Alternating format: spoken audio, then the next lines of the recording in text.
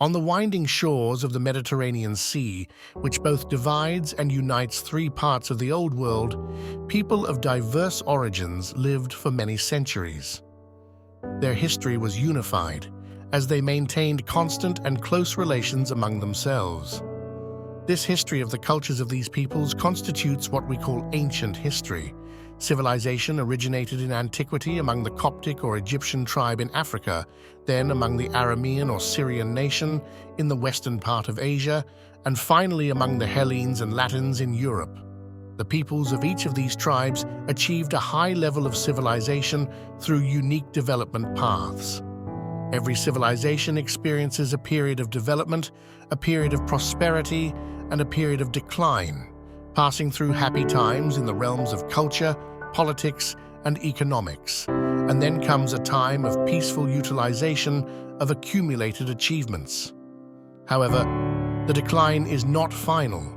The greatest civilization sooner or later comes to its end, but the spiritual activity of humanity does not cease, as the human spirit, once it reaches solutions to higher tasks, sets itself similar but broader and higher tasks again. One of such tasks, let us engage in it together, is to study ancient Rome, how it emerged, its culture, rulers, and great figures.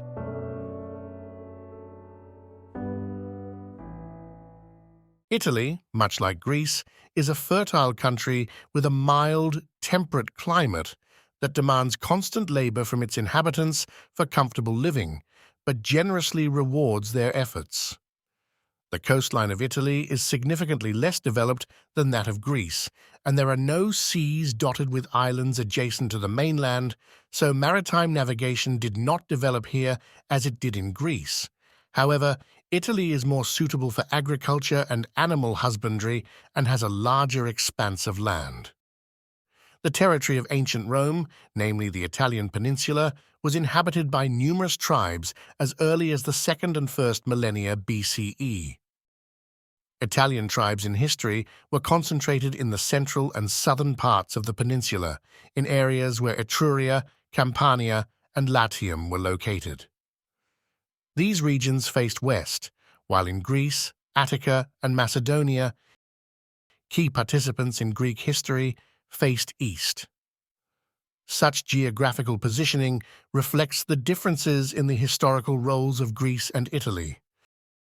The former influenced the east, while the latter influenced the west.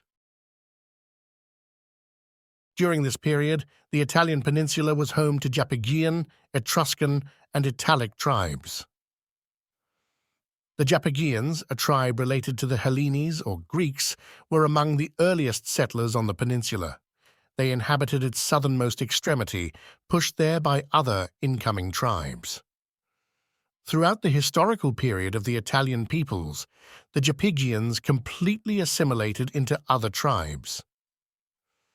The Etruscans were a tribe of ancient civilization that inhabited the northwestern part of the Italian peninsula in the region of Etruria, modern-day Tuscany.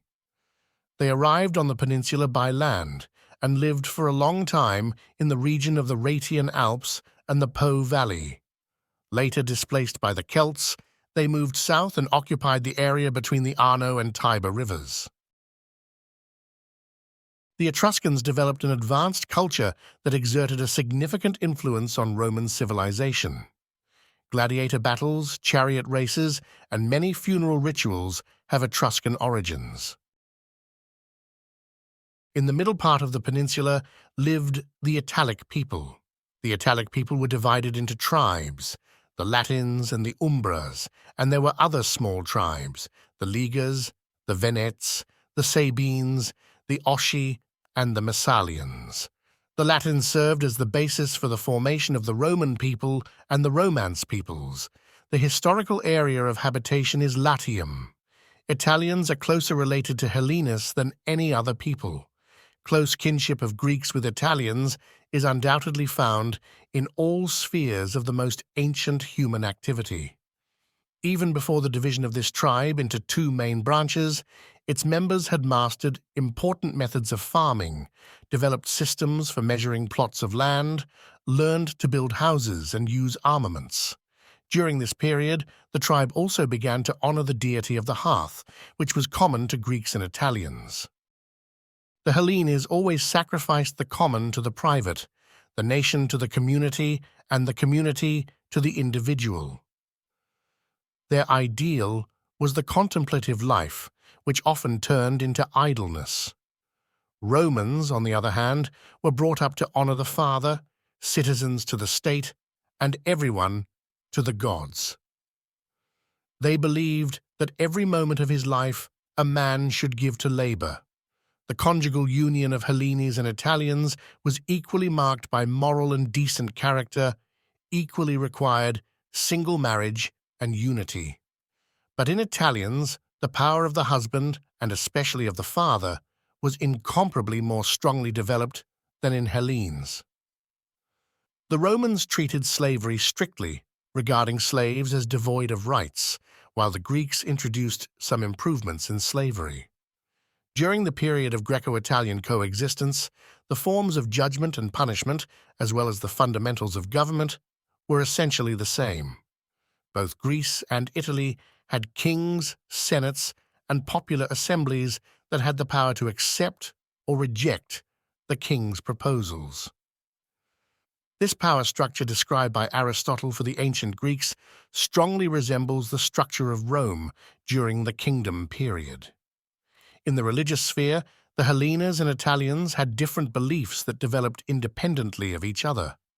The Hellenes had a realm of living images and personified gods, while the Romans deified major phenomena of nature and gave sacred significance to everything around them, from nature and man to the state. Thus, the two kindred nations developed in two completely opposite directions.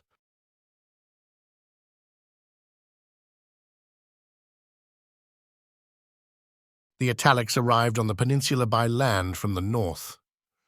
The Latins entered it first and occupied the flat lands along the coast.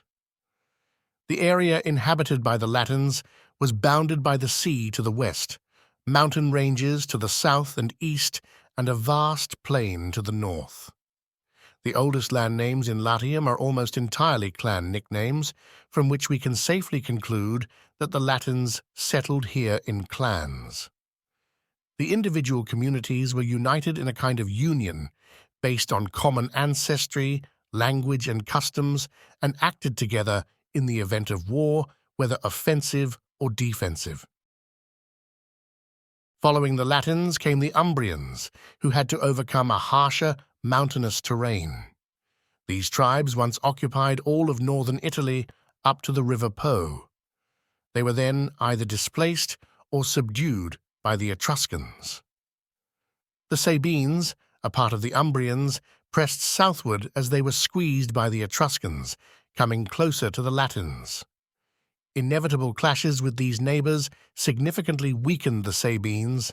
Another part of the Umbrian tribe moved eastward and occupied the mountainous regions. As is often the case in mountainous areas, these settlers split into several tribes, including the Samnites, Picentes, Sabini, and others. Only the Samnites later seriously resisted Rome, but their communities were loosely united, remaining almost independent and unable to withstand the forces of Latium, which Rome firmly controlled. The formation of future Rome was influenced not only by settlers who arrived on the peninsula overland, but also by those who came by sea. The Phoenicians were the first seafaring people in the Mediterranean, and since they mostly sailed along the coasts, Italy was among the more distant lands for them.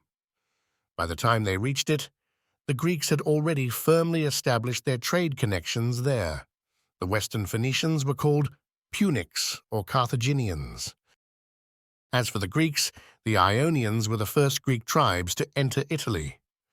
They were followed by other Greek tribes. The oldest Greek settlement in Italy was Cumae in the Gulf of Naples. There were also Greek settlements in Syracuse on the island of Sicily and in other cities in the southern part of the Apennine Peninsula. About 25 versts from the sea along the Tiber River, Hills begin where ancient communities of Ramnes, Luceres, and Tites dwelt. The name Ramnes is one of the oldest forms of the name Romani.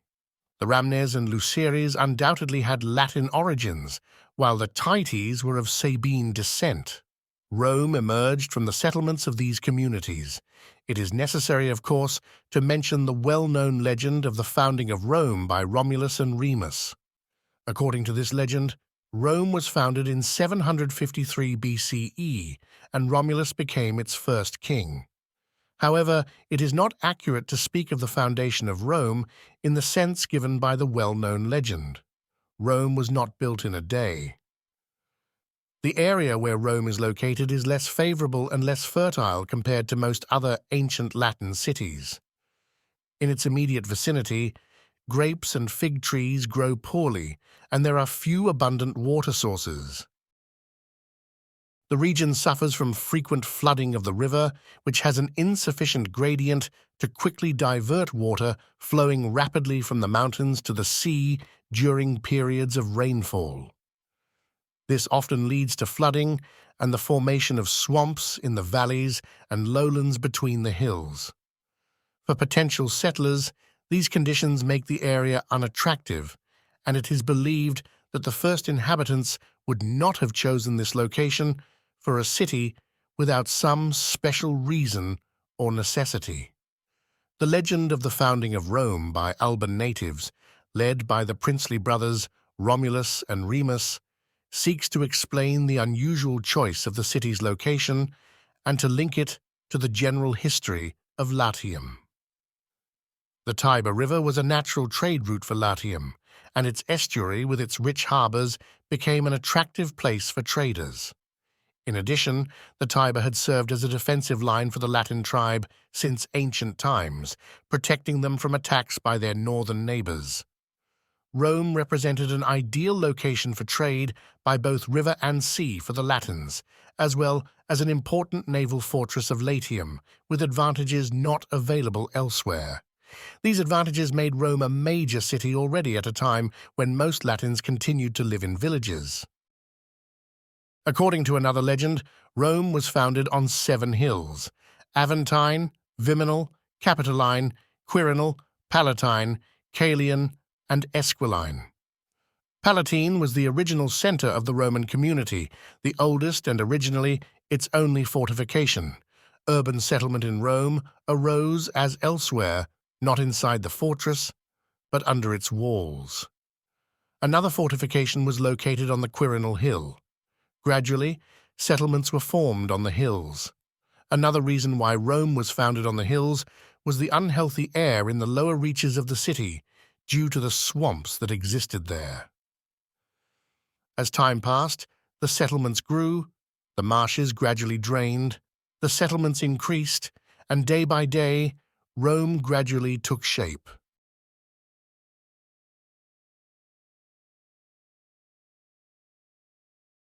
The Roman governmental structure was predominantly rooted in principles drawn from their family life.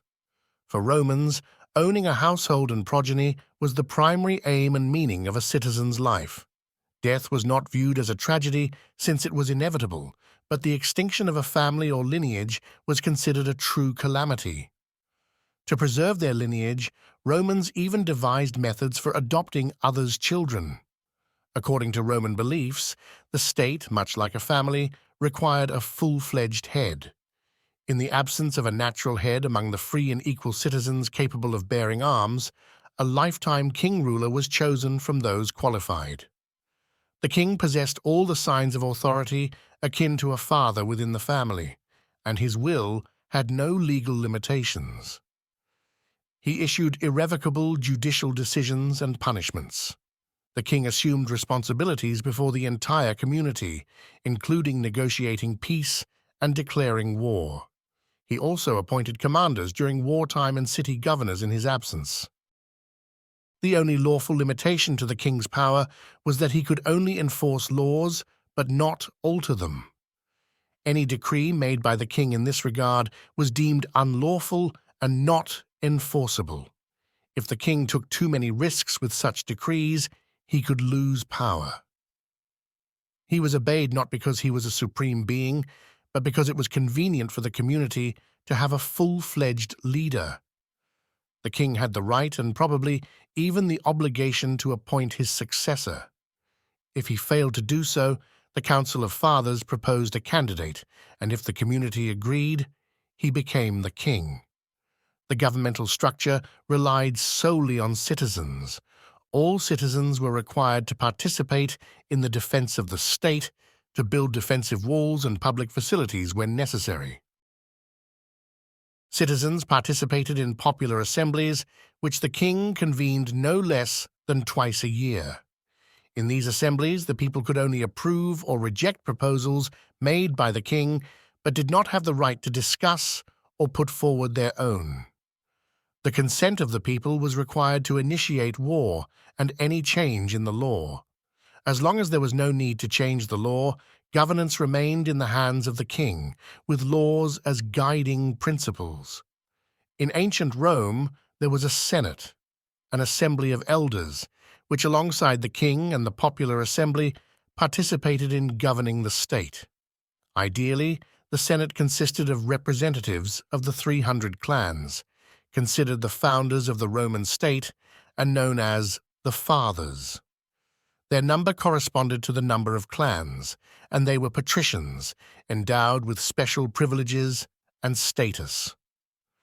In addition to native citizens of Rome, the number of non-citizens in the city began to increase.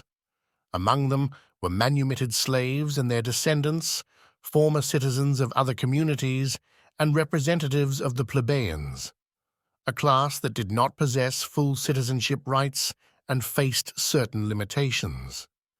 In the event of the king's death without an heir, power automatically passed to the Senate, as the state was organized and governed on the model of family relations.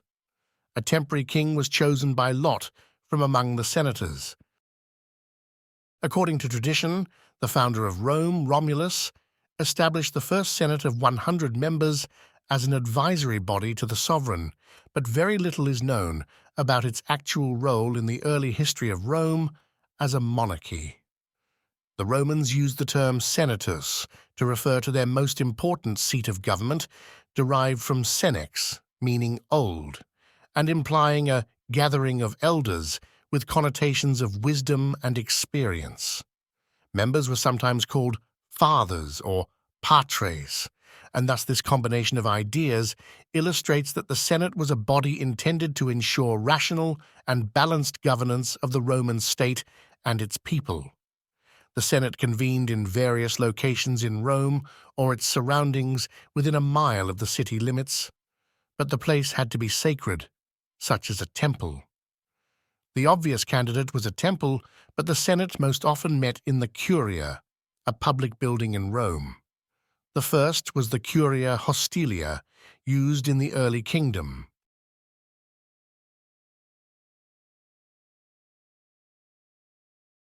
The culture of ancient Rome developed under Greek and Etruscan influences, and like any other culture of ancient civilization, was closely intertwined with religion. Ancient Roman religion belongs to the Indo-European religious tradition.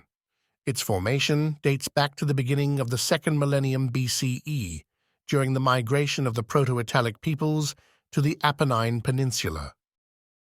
One of the peculiarities of ancient Roman religion is its syncretism.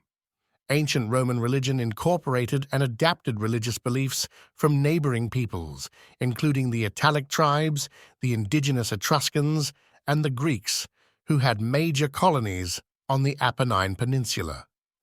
The ancient Roman pantheon was vast, encompassing not only Roman gods, but also deities from conquered peoples, family gods, ancestral deities, and various ethnic, professional, and local communities. The supreme deity of the Roman pantheon, Jupiter, the god of thunder, the god of the sky, was portrayed as a universal deity combining multiple functions: military, Jupiter Victor, the god of victory; Jupiter Stator, the protector of the army; Jupiter Versa, who turns the enemy to flight; agricultural, Jupiter de Palis; and protective, the guardian of boundaries, Jupiter Terminus. Jupiter led the Roman triad, which also included Mars, the god of war, and Quirinus, the god of the people's assembly and peace. Before the establishment of priestly colleges, the function of the supreme priest belonged to the king, whose duty included performing cult rituals and offering sacrifices. There were no temples as such, and cult activities were conducted outdoors in sacred places. The worship of sacred trees and groves was extremely popular throughout the history of ancient Roman religion. Deities were often revered in the form of their symbols. For Jupiter, it was flint, lightning, and scepter. For Mars, it was a spear. The appearance of priestly colleges was an important religious reform in ancient Rome. They included pontiffs. 4 supreme pontiffs led by the great pontiff, who managed the religious life of Rome. Augurs. They predicted the future based on bird flight. Vestals. Priestesses of the goddess Vesta maintained the sacred fire in the temple, performed sacrifices, and engaged in cult activities. Salii. Priests of Mars who organized march processions and chants in his honor. Fetials. Priests who sanctified declarations of war and peace. Flamines. Senior priests serving the cults of Jupiter, Quirinus, and Mars, and plebeian priests serving the cults of Vulcan, Flora, Pomona, and Carmenta.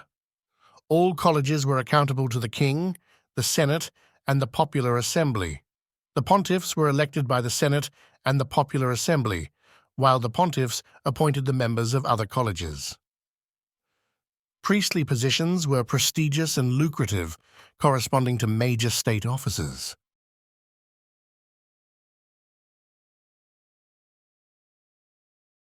The first king was Romulus, the founder of Rome, whose reign lasted for 37 years. He is credited with dividing the citizens of Rome into patricians and plebeians, creating the Senate and the assembly of the people, establishing the patronage system, and forming the first legions. There is also a popular legend about Romulus abducting the Sabine women. Recently established, the city of Rome quickly grew, largely due to the resourcefulness of Romulus, who founded a nearby sanctuary where people from different nations, both slaves and free seeking change, gathered. Among those fleeing to Rome, only a few were married, and there were few women in the city. Romulus sent envoys to neighboring peoples to negotiate marriages.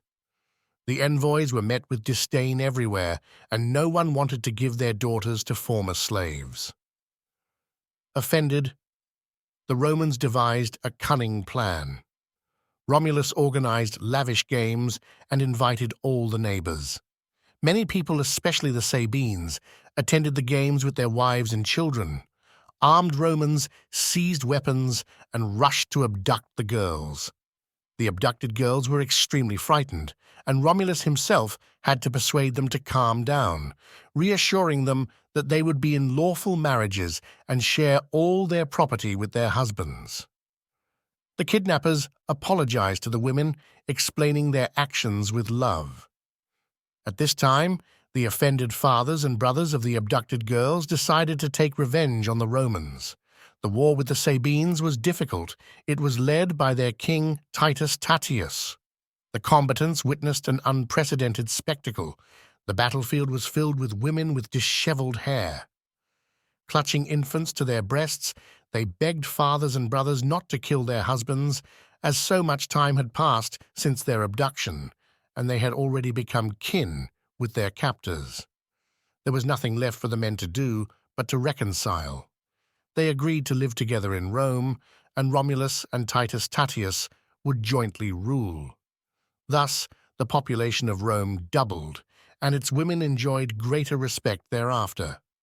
According to legend, during a military review by the king, a solar eclipse occurred, and complete darkness descended for a while. Upon the return of daylight, the Romans discovered that the king had disappeared without a trace.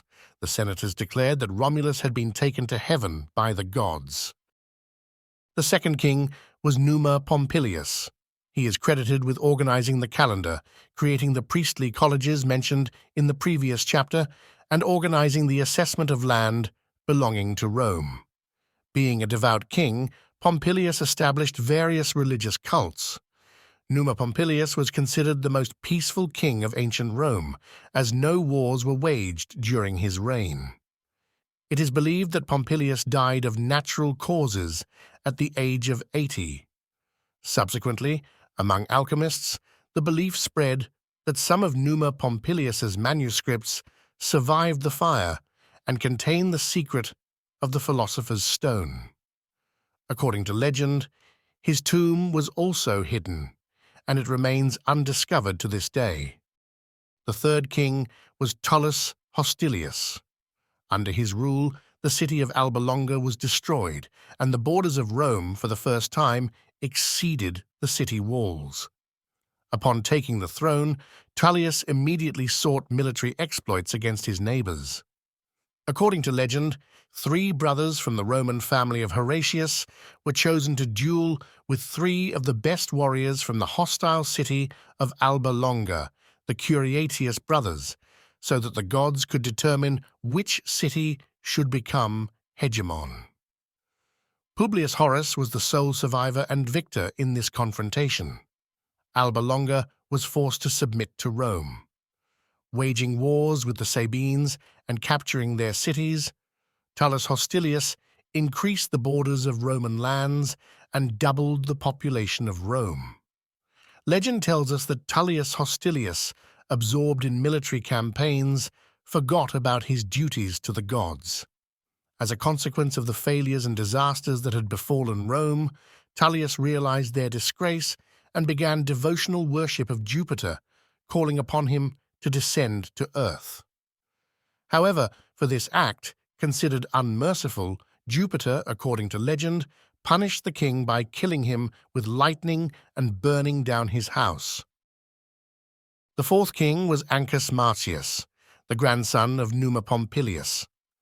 Ancus Marcius, whose name means servant of Mars, was a king distinguished by wisdom and peacefulness. He supported agriculture, crafts, and trade, but his peaceful nature was perceived by Rome's neighbors as weakness. The Latins, Sabines, Etruscans, and Volsci rose up against Rome. Ancus Marcius successfully led the war, capturing the cities of Politorium, Telon, and Ficana, and defeated the enemy near Medulia. The Latin population of these cities was resettled on the Aventine Hill, becoming the foundation of the plebeian class. Little is known about the life of the fourth king to this day. The next king, the fifth in line, was Lucius Tarquinius Priscus. According to legend, Lucius Tarquinius was elected king from the Etruscan city of Tarquinii. He moved to Rome because in Tarquinii he was denied access to higher offices due to being only half Etruscan. King Ancus Marcius noticed Lucius Tarquinius, made him his confidant, and appointed him commander of the cavalry and guardian of his sons.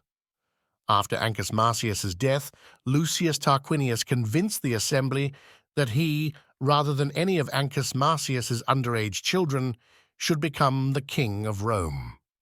During his reign, Rome continued external wars with the Latins, Etruscans, and Sabines. However, he managed to subdue Etruria and the Sabines, bringing significant spoils to Rome. Under his leadership, Rome solidified its position as the head of the Latin League. He brought many Etruscan customs to Rome, and after victories over the Etruscans and Sabines, he was the first to celebrate a triumph in Rome following the Etruscan model. Tarquinius undertook the improvement of Rome. During his reign, the Temple of Jupiter Capitolinus was built. The Cloaca Maxima was constructed to drain the marshland between the Palatine and the Capitoline Hills, and on this site the Forum was erected. Additionally, the Great Circus was built between the Palatine and the Aventine for regular chariot races and festivities, as well as an aqueduct. The sons of Ancus Marcius, upon reaching adulthood, sent assassins to Tarquinius. They staged a public quarrel between themselves, and when Lucius Tarquinius came out to reconcile them, they killed him with a blow from a club. Nevertheless, the conspirators failed to benefit from this murder and were expelled from the city. With the help of Tanaquil, Tarquinius's wife, Servius Tullius became king. Thus, the sixth king became Servius Tullius. While previous kings are largely based on legends, Servius Tullius is known to have existed, although much about his life raises doubts about its historical accuracy. He is credited with a series of legislative reforms that served as the foundation for the entire political system of Rome. Servius Tullius is attributed with authorship of the so-called Servian Constitution, also known as the Reforms of Servius Tullius, which are considered one of the most significant legislative and political reforms in the history of ancient Rome. The Servian Constitution introduced several innovations, including censorship and population classification. A census was introduced, classifying the population based on wealth into 5 classes, centuries. This innovation determined both the tax and military obligations of citizens. The wealthiest citizens with property exceeding 100,000 asses constituted 80 centuries. Each warrior had to acquire bronze helmets, round shields, greaves, breastplates, helmets, as well as a spear and a sword at their own expense. Citizens with property ranging from 75,000 to 100,000 asses constituted 20 centuries. Their armament differed from that of the first class only in the absence of breastplates, as well as having an elongated shield instead of a round one. The fourth class of people with property ranging from 25,000 to 50,000 asses constituted 20 centuries. They were equipped with spears and darts. 30 centuries of the poor population, with property less than 25,000 asses, carried only slings and throwing stones, and were required to fight outside the phalanx formation. The Servian Constitution, although subject to debates among historians regarding its actual authorship and exact form, had a significant influence on the development of the political and social system of Rome. During Servius's reign, according to ancient sources, the construction of a new city wall, known as the Servian Wall, took place.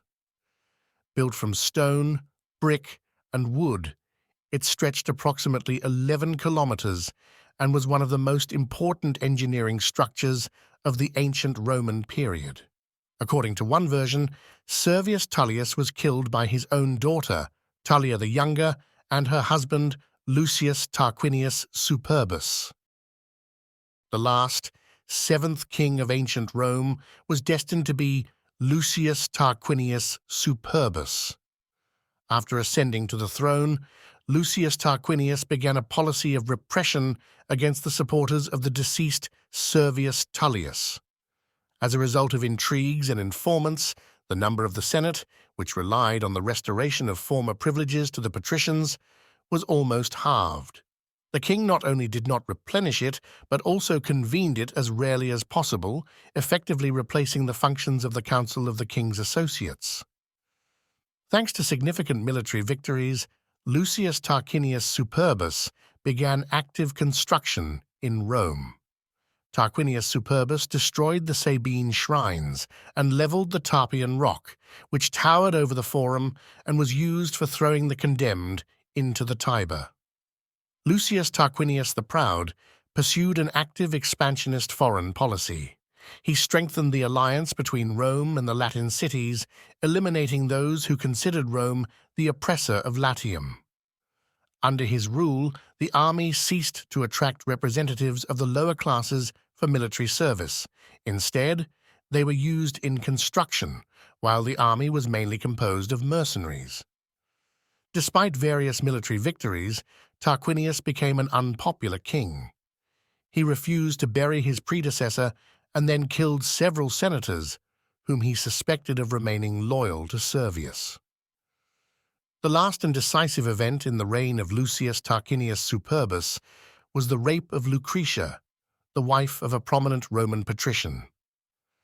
The day after Lucretia's rape, dressed in black clothes, she came to her father's house in Rome and, crying, fell to her knees. When asked to explain, she insisted on the presence of witnesses. Then Lucretia told about the rape that had happened and called for vengeance. At that moment, while everyone present was arguing, Lucretia pulled out a hidden dagger and plunged it into her own heart. Relatives of Lucretia summoned the people to the forum and called for them to rise up against the king. The people voted for the deposition of the king and the exile of his family. Thus, having developed a resistance to tyranny, ancient Romans rejected monarchy in favor of a republic. We will discuss the details of this republican form of governance in our future video.